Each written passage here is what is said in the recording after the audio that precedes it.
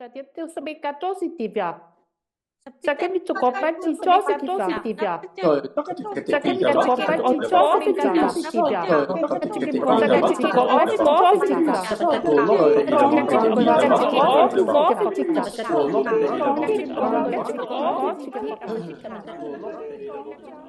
Hello, my name is Sandra Corrigan Breathnach.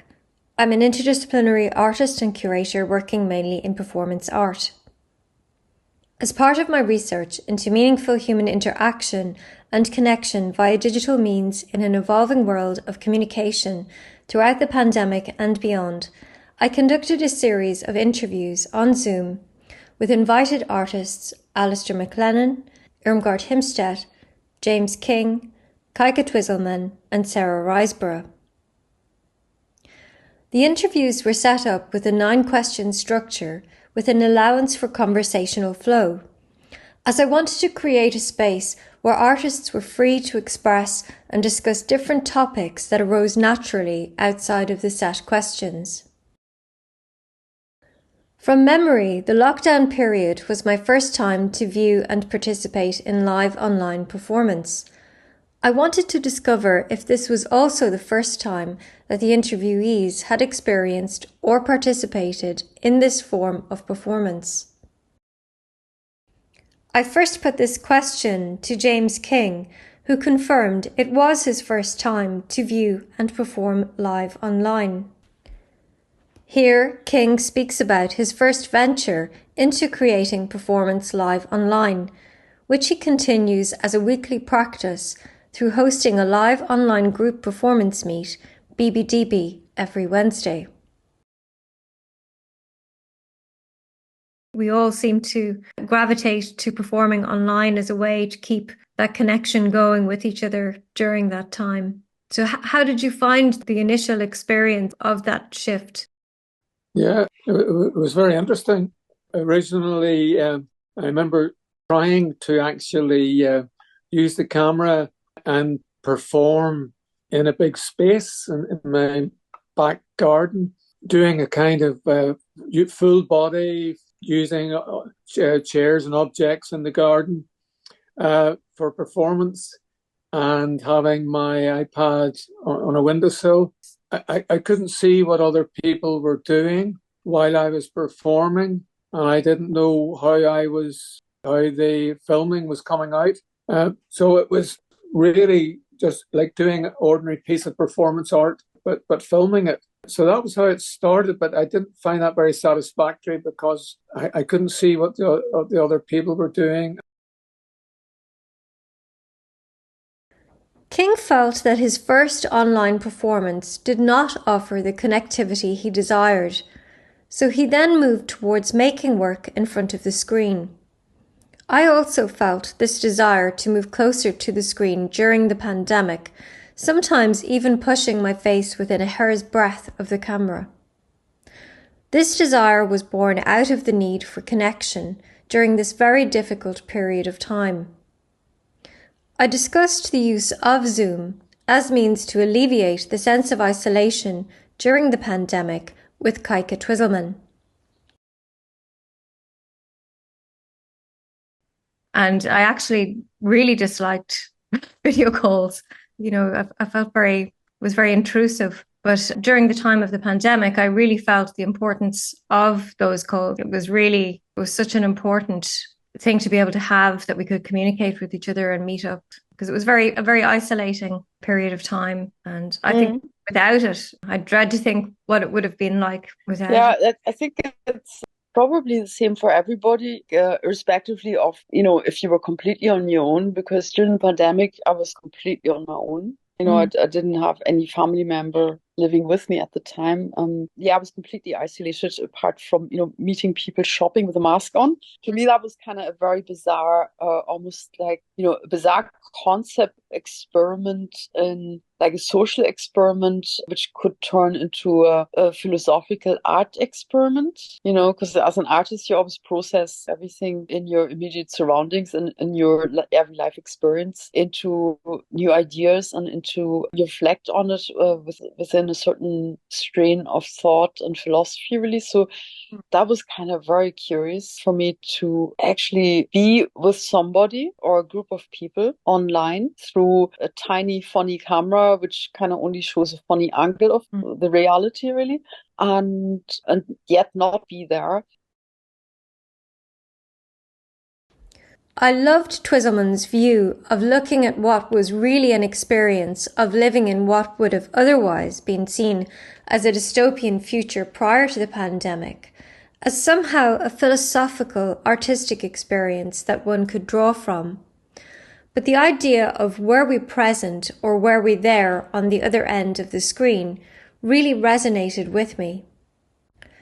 Prior to the interviews, I was thinking about and noted as part of my research the idea that we are there because without us, that image would not exist. So in essence, we are there in some form. This came up in discussion as part of my interview with Alastair MacLennan, who coincidentally was thinking along these same lines during our interview. Well, I think when one's making the online work, if this is the experience of a real audience, actual, a live online audience, being aware that the actuality they're experiencing is oneself on screen or an aspect of oneself on screen, to try to allow that actuality to be as fully realized as possible by the audience, the spectators. Yes, yeah. Because you are this image is not just the image, it's you. Yes, absolutely. It's that which they are experiencing, so. Yeah. I feel the same way. I mean, it is part of us. One of the things that I've written is that without me, I've written this in relation to myself, but without me being there, this visual representation is not there. So it is part of me. That is actually something that I have been thinking about and written about, which is quite interesting. Yeah. It is part of us. Oh, yeah, very much. Sensitivities were high during the pandemic, and for some, maintaining a sense of control in a time where we were living under collective constraints formed part of the work. Maintaining a balance between personal sharing and privacy forms part of my practice, and revealing and concealing, and paradoxically revealing through concealing, continued to remain part of that practice online. Irmgard Himstedt spoke about how she chose to work in relation to camera during this period. Actually, this was in the beginning, the most scary part.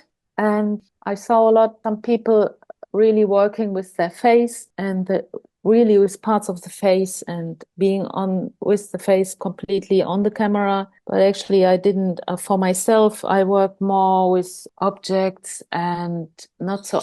Also very often I worked like I put my computer up and show just my desk like this, and I would work here. Yes. Or I would work, there's my cupboard behind me, and there was this my installation cupboard. So I would go to the side and just work. You would only see my hands. But this is maybe my fear of being seen. Yeah, at least in the beginning, very self-conscious. Yes, yeah. With my face being seen by everybody. And but this has changed during the years now with BBDB. Especially. The pandemic brought with it a sense of fear that could be felt collectively through every part of society. Sarah Riseborough spoke about the impact lockdown restrictions had on both her personal life and her practice.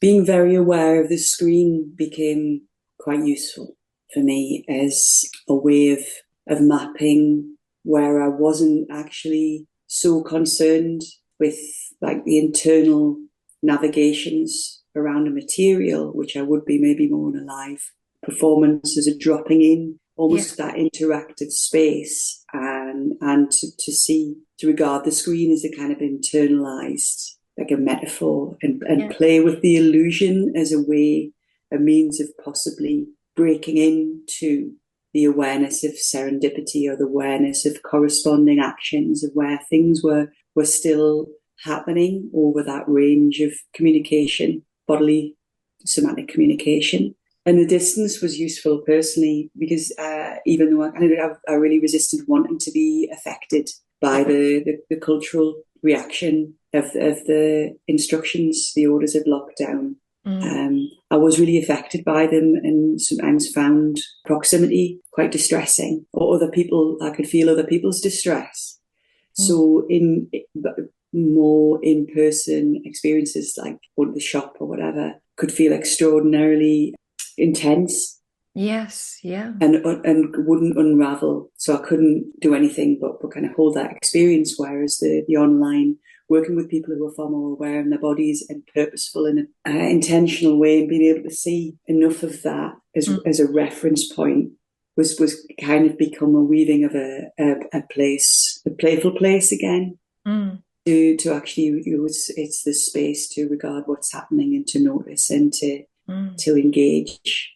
Yes, I also found it a space of expression, and spoke about the idea of these rules that were kind of enforced on us.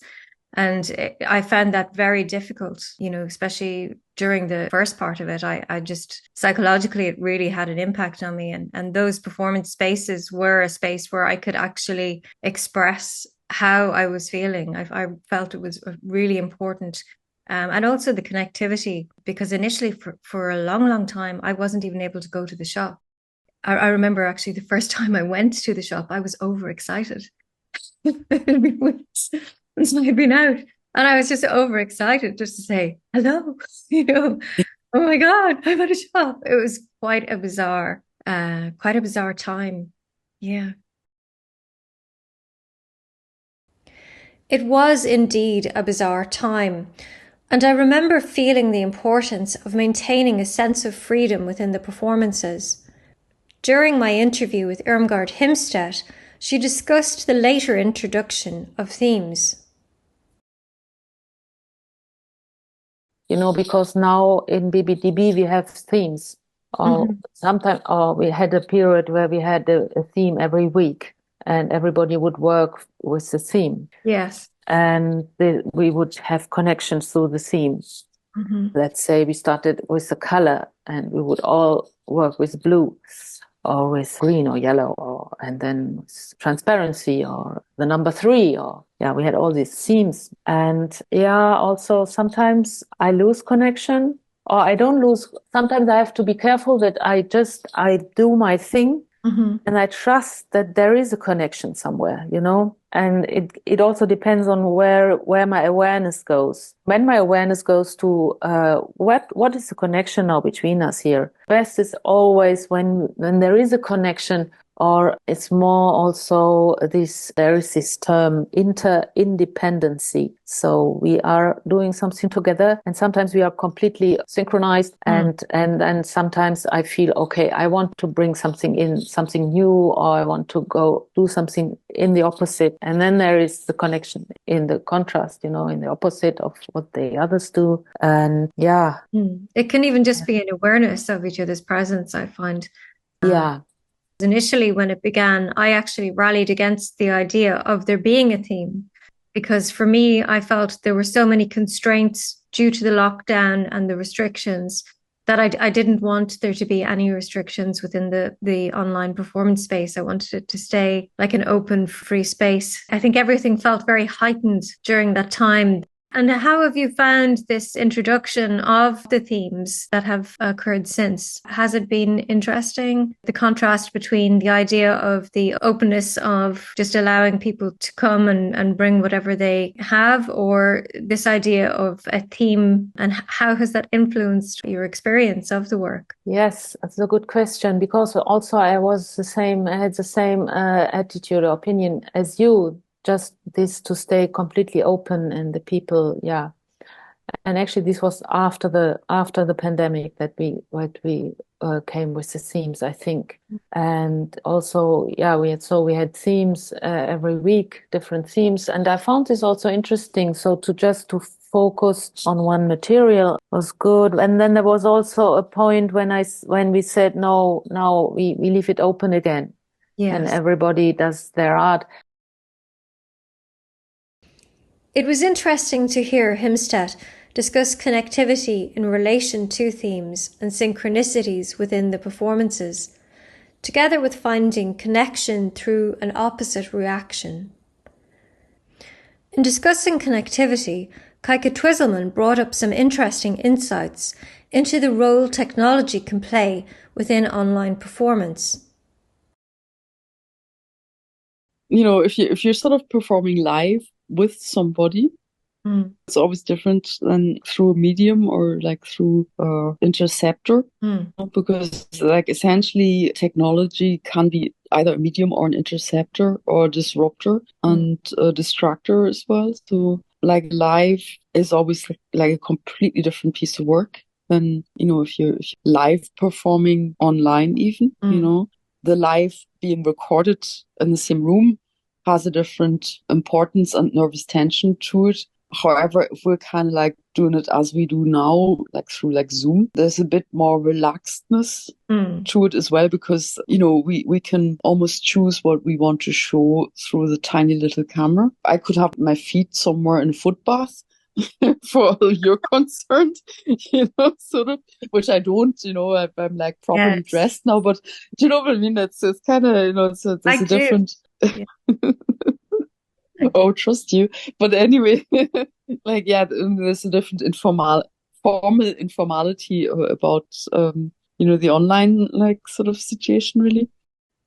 I felt connected to different people during some of the group and duo performances, very much so. In fact, some of them, you know, had a really strong emotional impact on me. And it's my own personal opinion that because of the interconnected nature of the world, that even though we were not in close proximity with each other, you know, we're in different places and we're communicating through this digital means, I do think that there is the possibility through the interconnected nature of the world. I was thinking of somebody the other morning and I haven't heard from them in maybe 6-7 months. And that specific morning, they sent me a text and I was going, you know, this is one of the fascinating things about the world we live in, is that there are layers to it that we don't fully understand. You know, maybe it's a coincidence, but there's so many of these wonderful coincidences that I think there's more to it than just, I mean, everything is, in my opinion, very interconnected. And even though it may not feel exactly the same, we've performed together and very close up, we could really feel each other. We're very connected during that performance, the performance we had there not too long ago. But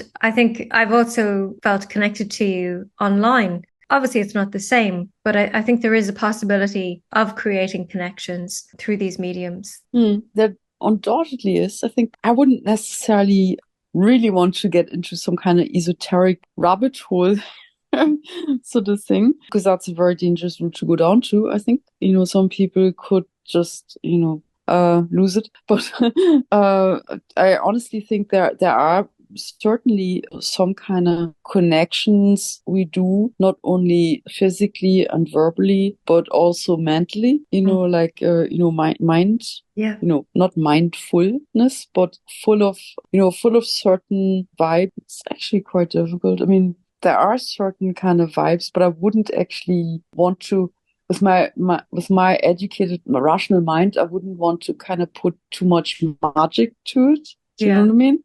But on the other hand, you know, experience could teach that, like, you can connect, and sometimes it does happen. Sometimes, you know, the connection isn't really strong enough with another mind through digital means. I think the best connection really is still to just connect as a performance with each other in person. With each other, I mean, like, not with a person, but with the other things and like around animals, everything, you know. There was great benefit in being able to connect online during the pandemic. Alastair MacLennan spoke about the importance of this connection during that time. I would often find that it's a detail of somebody's engagement that would maybe really intrigue me, you know. I would be affected by it and are moved by it and would wish we had had longer to engage that or really focus on that and see where it would take us. Yes. And so, I mean, this could be a possibility for further work. I mean, Oh, sure. Absolutely. yeah. Absolutely. Yeah. So during the pandemic, I thought the possibility of our coming together and performing simultaneously on screen was great. Especially as we couldn't do it during the pandemic, meeting live. Yes. Connectivity came in many forms. For some, it was sound, others, a relationship between objects or synchronicities. For me, one of the most impactful connections that I felt during that time of performing online during the pandemic was with the artist Sarah Riseborough. I spoke with Riseborough regarding this connective experience within our interview. I remember we had our own meet during the pandemic. It was quite early on, and it was a dual meet rather than a group meet, and we both met each other. And I still get emotional thinking about that for some reason, because it actually was such an important thing for me anyway, as an experience at that time. It was very powerful, very connective, and it wasn't a verbal exchange. It was just sheer presence and movement and communication with objects. And I don't know if you have, what was your own recollection of that experience? Thank you, Sandra, because it has been a touchstone, and in some way brought with it, there was like a longing or a sense of like there was something there that was then, for whatever reason, was unobtainable, and I had to put it in a sense of timing that there was a seed. There was, and it stood for certain, or I was translating it as certain things to do with. But the wordless about it is really of value, is really strong and really important. So when I put words to it, I don't want to devalue that it's that as well. It's that for me as like finding a kind of portal or a way of transcribing feminine space or feminine culture. Yes, yeah. That isn't in relation to the masculinized versions of the feminine or masculine culture without it. There's something very definitive. So the space isn't closed off in it not having occurred repeatedly afterwards. There's something of it is kind of being allowed to cook and germinate rather than go completely into like productivity. This duo meet was very special to both Riseborough and myself. It was one of those times where you experience magic moments. Irmgard Himstedt and I also touched on the topic of magic moments within our interview. This year it's actually also the focus shift a lot. Yeah. Listening or seeing or sensing myself.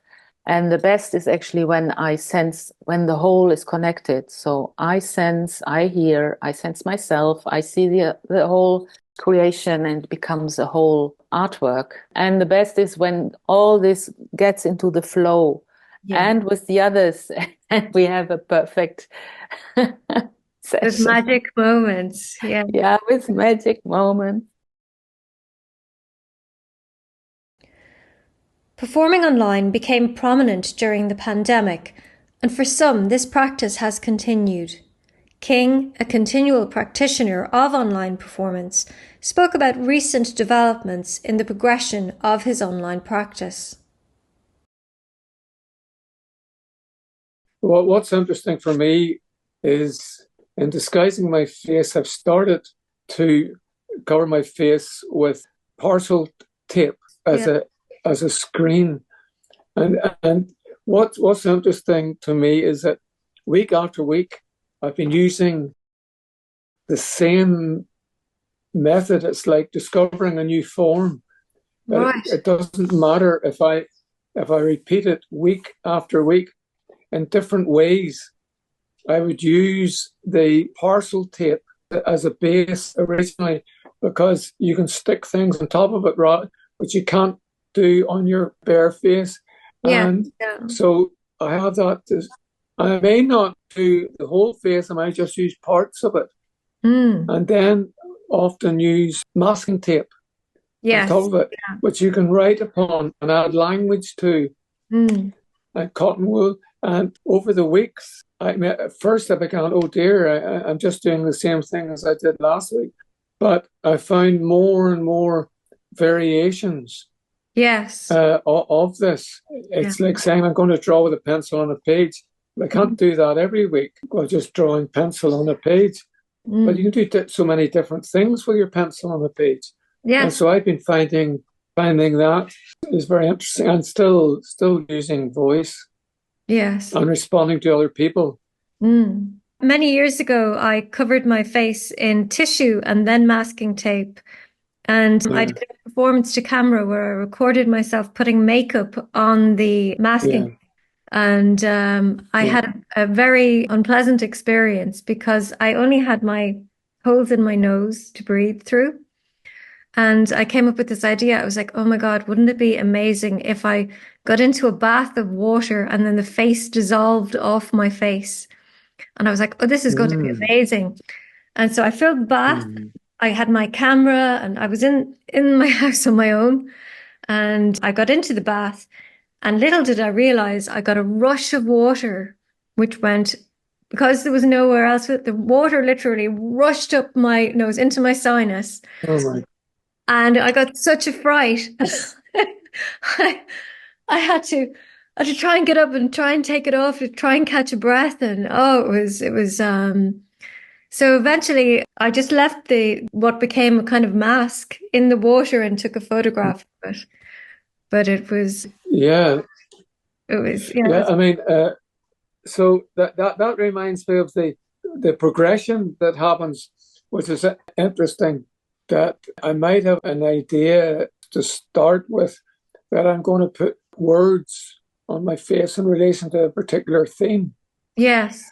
But there's an organic development which happens during the process, and I might find something I hadn't initially thought of. And you're talking about removing, and then sometimes I find I have all the stuff on my face, and you think, well, that's it, finished, and all the words. But then I'll maybe 5 minutes before the end, I'll remove that. Yeah. And then that doesn't have to be the end. What I've removed can become an object, and there's photos maybe you put it on my head and so on. And so it continues and it continues. Yes, no, it's true. I one of the group performances, I wrote human on many stickers, put them on myself, and I have them actually on a piece of paper. So I've actually created a drawing with them afterwards. So the remnants become something in themselves. They become a work in themselves. So the work extends in different ways that are kind of unexpected. So I completely, I understand that.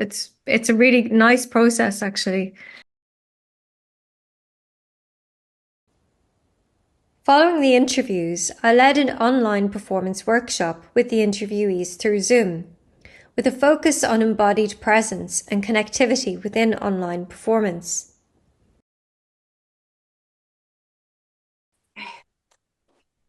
So, can everybody see me okay and hear me okay still? Yeah.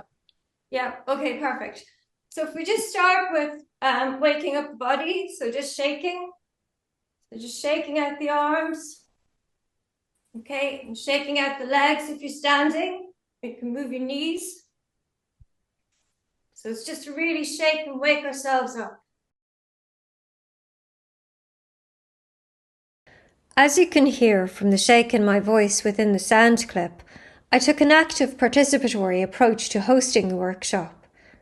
This workshop took the form of a series of exercises, a free performance session, which was in turn followed by an open discussion. One of the main areas that came out of both the interviews and the workshop was the important role sound played within connectivity in online performance. As part of the workshop, I designed exercises that incorporated sound. The first were a combination of movement and sound together, which formed part of the warming up, to warm up the voice and the body. So now this next one is going to involve sound. And I'd like everybody to just go, ooh, and arms up. Ready? Ooh. Ooh. Ooh. Ooh. Ooh. Ooh. Ooh. Ooh. Ooh. Ooh. Ooh. Ooh. Ooh. Ooh. And then this next one is just legs apart. And we're going to be going side to side and we're going to be saying, wow, wow, wow, wow, wow, wow,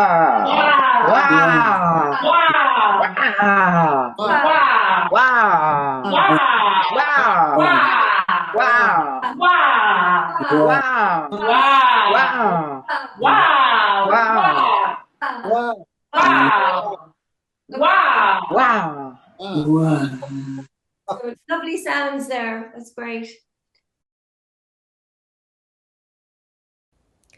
This was followed by an exercise that I devised where I would call the name of a participant to make a sound and the rest would follow until another person's name was called, and so on.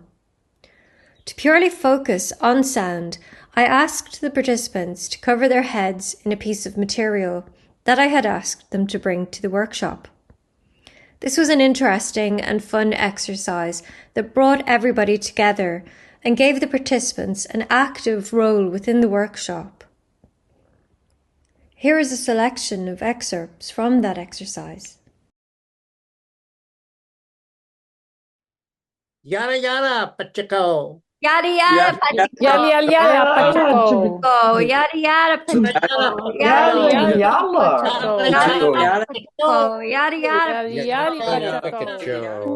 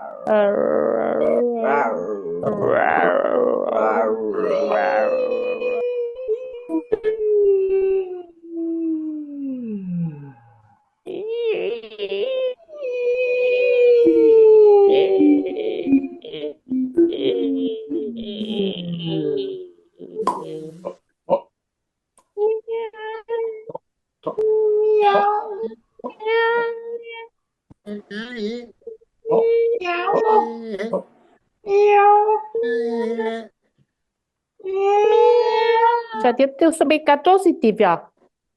Sa kemi to kopati positive ya. Katiki otskovitika. Katiki bongo tiko ovitika. Katiki amakitiko ovitike paka. Katiki bongo tiki amakikara. I chicken. One tiki. I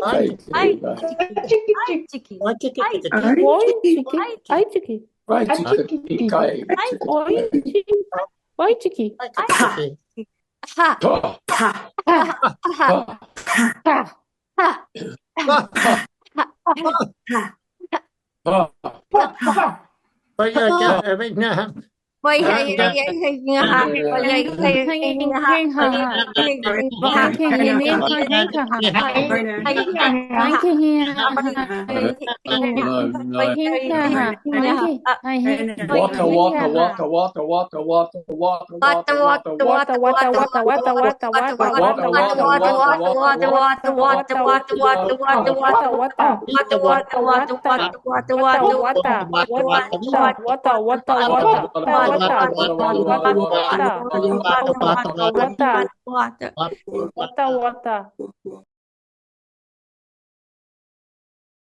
Following the sound exercises, I then moved to a meditative exercise with the use of breath and stones for focus. That was really nice. So, okay, so thank you very much. So the next thing I'd like everybody to do, does everybody have stones, 2 stones? Yeah. Okay, stones. Okay, so you can do this standing up or sitting down, whichever you prefer. Okay, so I'd just like everybody, I might just sit down so we're all close together. So just like everybody to hold the stones in their hands, but to hold them outstretched. Okay, so you're taking the weight of the stones. Okay, so just like everybody to have an awareness of being present, being here together with each other, an awareness of being on the earth and connecting in with these stones.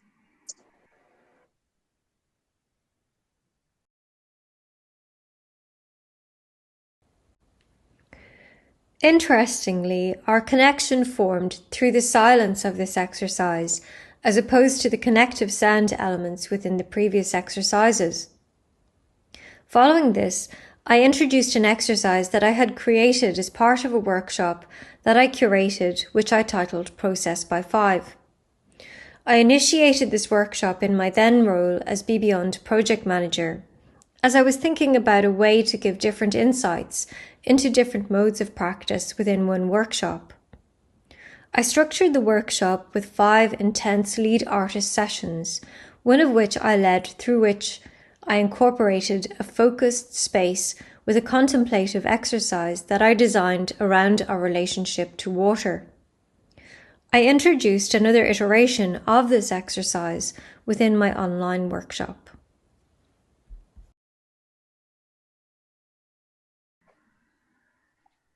So we are, on average, about 60% water, and the water we drink becomes part of us, and it has been part of many different things, many other people, many other plants, many other animals, and part of this earth. So with an awareness of that, I would just like everybody to hold their water, and water also carries intention. So your intention that you're bringing here today is going into your water. So you're giving yourself, sorry, it's okay. So if you can try and bring positive intention for yourself into that water. I'd like everybody just to take a little sip of that water and feel it going into our mouth and down.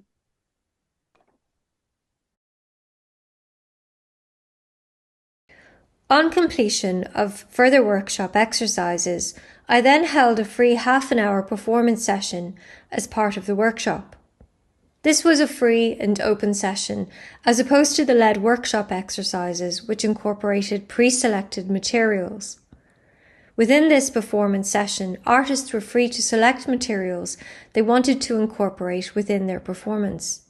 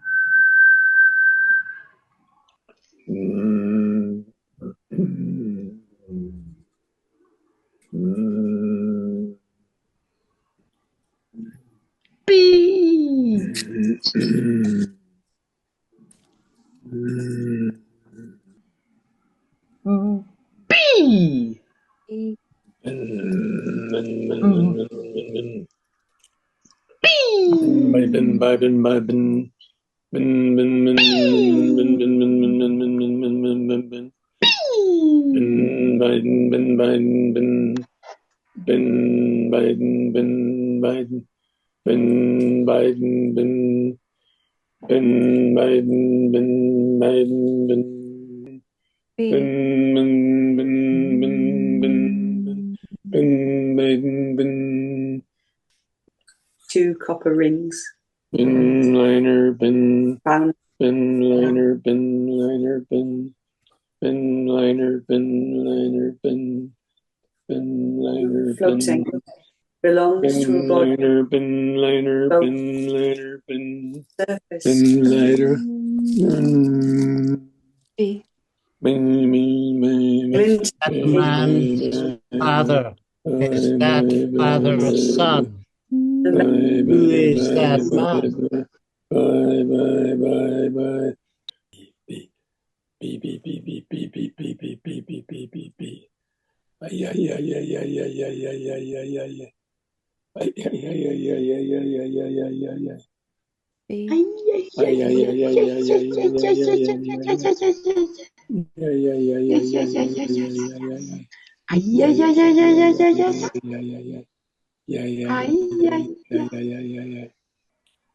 Been later, been later, been later, been later, been later, been Biden, been later, been later, B. been later, been later, been later, been later, been later, been Ist noch ein bisschen Platz nach links, dass vielleicht der ganze Bildschirm ausgefüllt ist. Das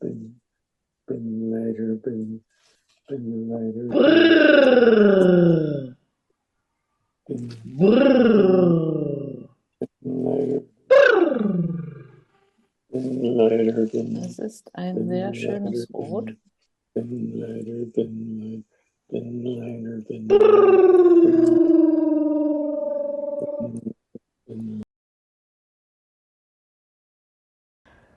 Following the open performance session, I began the discussion section of the workshop with a question in relation to connectivity.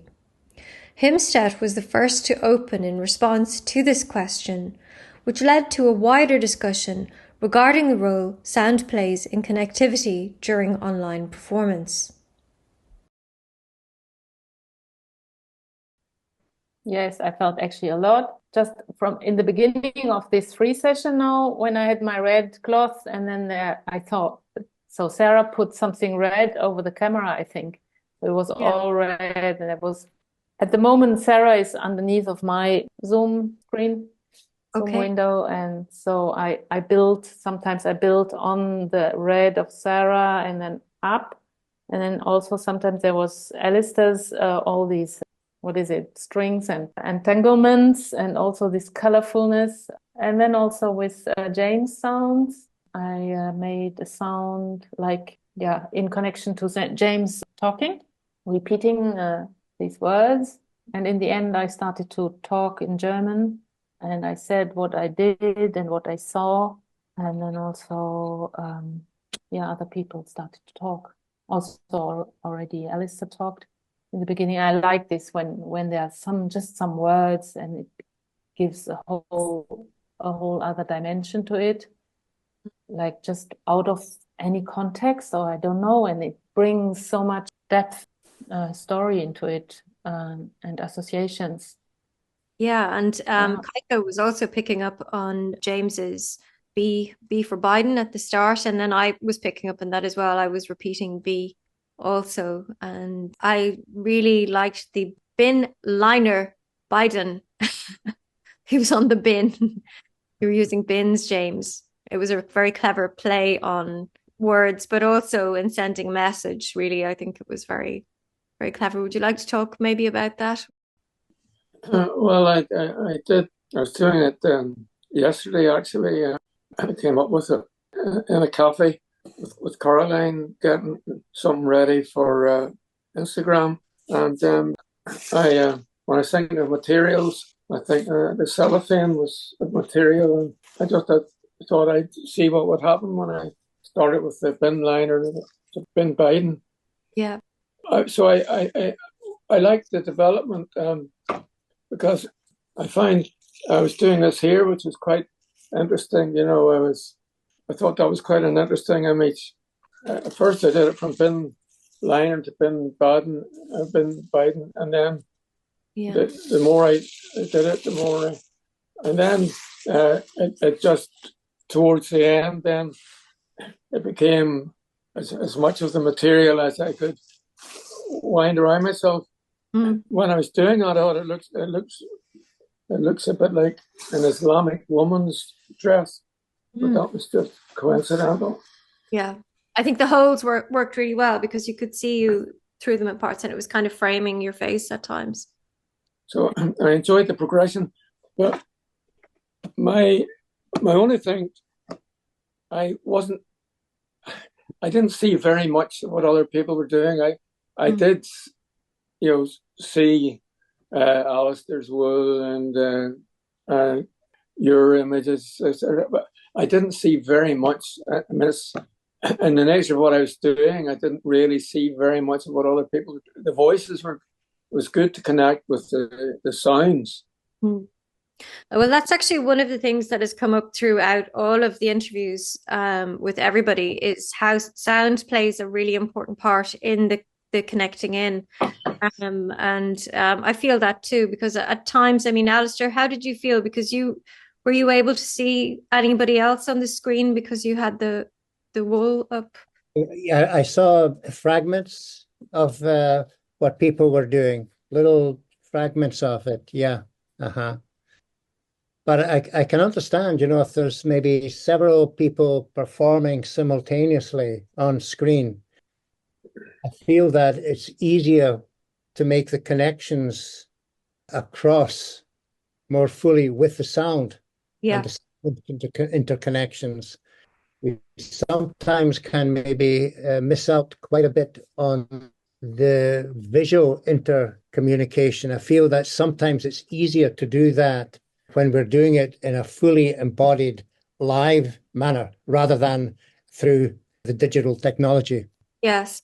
I felt that because I couldn't see you, Irmgard, I felt the way to connect in with you was through the sound. I could see what you were doing, but it was lovely to hear your voice. I mean, you were speaking in German, and I think that's what you're talking about, speech bringing another dimension. I think very much so. Also the fact, now I do speak a very small amount of German, but I couldn't understand what you were saying. But even that in itself is interesting, and I find that's another layer. Like, it's this similar to the experience of when James speaks in gibberish, because I can't understand, but there's an intention in the sound of the voice that kind of comes through. So even though I couldn't understand what you were saying, there was a nice intention in the way your voice carrying, and I felt that was quite interesting. Yeah, it would be kind of funny as well if, like, intentionally people would actually try to communicate with each other in a language they cannot speak. Yes. Just a few words and then sounds like sort of thing. But then it would just end up in gibberish as well. But like, it would be funny just to kind of, the few words, something, so. Well, Keike will to. Just. That's us Keike. Keike will to. Doras. And it could be interesting using kind of, but not actually a language in a fixed sense, but to be making sounds in relation to each other's sounds directly, as though it were one language. Do you know? Yeah. Yeah. And Sarah, towards the end there, I felt, I didn't know if it was just how I was picking up at it, but I felt there was kind of like you were shifting into a very personal area towards the end, or was that just something that came to mind? And I felt there was a nice interplay between yourself and Irmgard towards the end there, vocally. And I felt that Irmgard was kind of shifting off. I think you were talking about buying something in a shop, Irmgard, at one point, and I was just thinking, oh my God, how random. You bought it for how much? So maybe, Sarah, you could speak about how you felt with your vocalizing. Well, it's a lot to do with the perception, I feel, of like a sound field where everybody's voicing, and it's not. Normally we have these really strong rules about one person speaks, or there's a kind of somebody says the last word. There are all these rules that we fall into when we're having conversation, and sometimes like the body's conditioned to not speak or feel that one voice is more dominant. So there's a sort of, sometimes there's a settling in to where there's just sound, where there are soundings, and sometimes you hear a voice, and sometimes you hear language, and sometimes there's a balance. So there's this sort of feeling of play, like it becomes musical. And then after I did some speaking story, it's just things I've heard that somewhere sit in my field that become available to be spoken. Yeah. So it's like the unspoken, some of them are unspoken rules about behaviour, or spoken rules about behaviour, things that have sat within me that just like they become alive, and I put them out as well. So I suppose they are personal, but really cultural. You know, for me, like childhood, the things that were said, that were kind of knowns. Yeah, where I grew up. You know, yeah. Not that beautiful with Alastair then going on about the father and the son, because that was, you know, the generational thing. You know, my grandfather would have kind of, just don't talk whenever you're not being talked to, and you know, all those kind of silly rules for children that are not very nice. So I thought that was like a sort of almost intergenerational connection as well, in a way. You know, not only a verbal sound connection, with Irmgard's like childlike playing, you know, on the tablecloth, and like, you know, just talking to her objects, and sort of. So it was it was really like a funny playground. And then I just kind of felt like crying all of a sudden, making crying noises. So it was kind of that thing where you sort of intentionally, unintentionally connect with some kind of theme almost.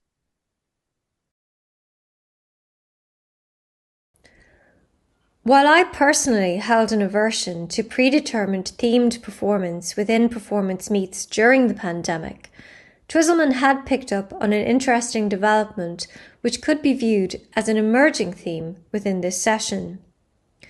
This type of development can naturally occur when artists respond to each other intuitively during group performance, with the awareness of same only becoming apparent at times on reflection. The importance of connection through sound was reiterated once again towards the end of the workshop discussion. In this next clip, we can hear some interesting points in relation to this.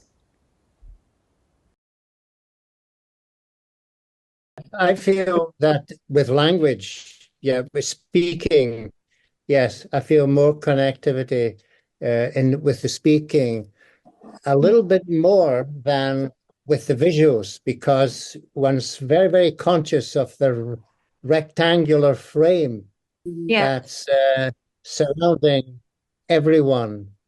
And we're even not seeing the whole of everyone, but just maybe a certain part of everyone. But with the voice, I don't experience that equivalent limitation. That's great. Thank you, Alastair. That I do with the vision. Yeah. And James, sorry, you were going to say there? No, it's just that I knew everybody, or no, I know everybody quite well. So I mean, I had a sense of connection from the start. Yes. So if half the group hadn't been known to me, it might have been a different experience. Yeah, that's an interesting point, actually. I don't know if everybody knew everybody's the way I knew everybody. Yeah, I think we all know each other. More or less, yeah. I know everybody, actually from BBDB mainly, and because I'm meeting with James, especially every week. We do this here online, and other people, and before also Sarah and Alastair and you were coming, and with the process of meeting every week, or maybe this is something personal, or for me especially, I connect through the visual as well as the sound. Maybe it's because also I'm a musician and I'm a visual artist. I make installations, and with all these routines, I could say, with the sounds of James and sounds of the other people in this group. I always try to connect everything, the visual, the installation, and my room here.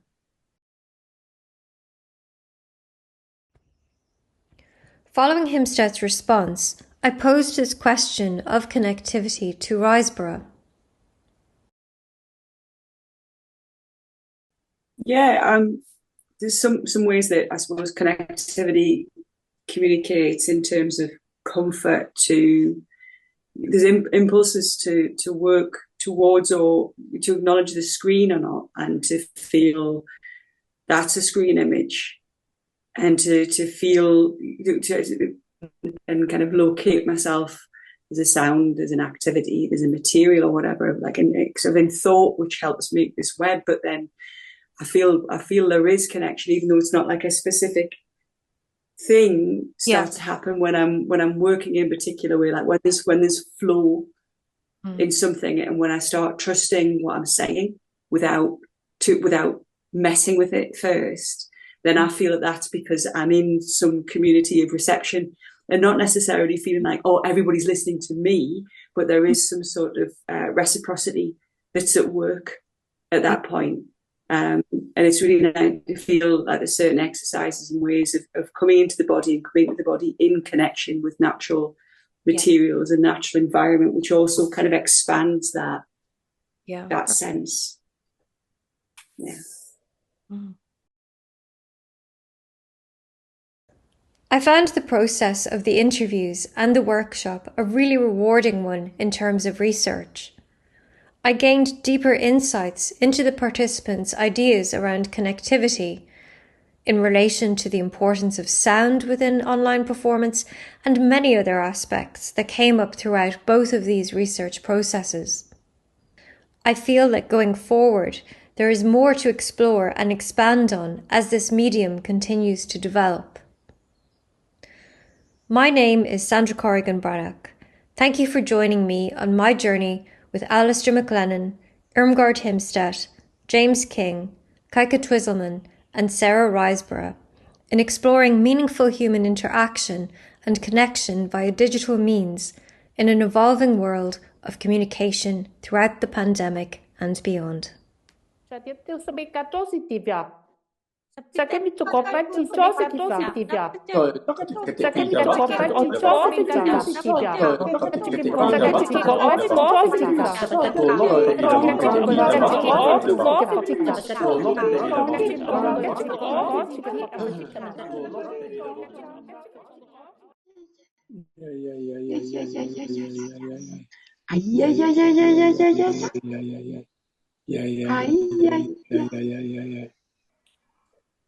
later, bin later, bin later, bin later, bin